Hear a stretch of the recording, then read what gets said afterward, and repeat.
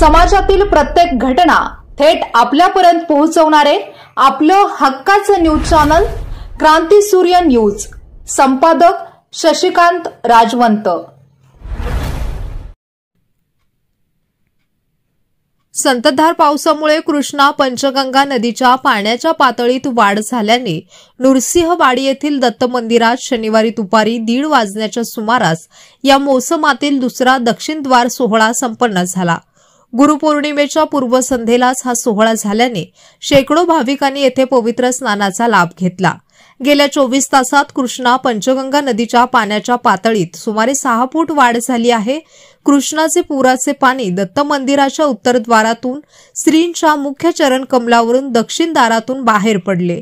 या दक्षिण द्वार सोहळ्याला अनेक भाविकांनी हजेरी लावून पवित्र स्नानाचा लाभ घेतला। रविवारी गुरुपौर्णिमा साजरी होत असल्याने व दक्षिण द्वार झाल्याची माहिती वाऱ्यासारखी पसरल्याने शेकडो भाविकांनी येथे पवित्र स्नानाचा लाभ घेतला। दत्तदेव संस्थानमार्फत रोप ब्रॅकेटची व्यवस्था केल्याने भाविकांना सुलभपणे स्नान करता आले।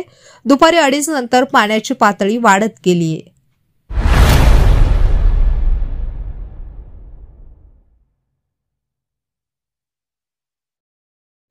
क्रांती सूर्य न्यूज। संपादक शशिकांत राजवंत। सबस्क्राइब करा,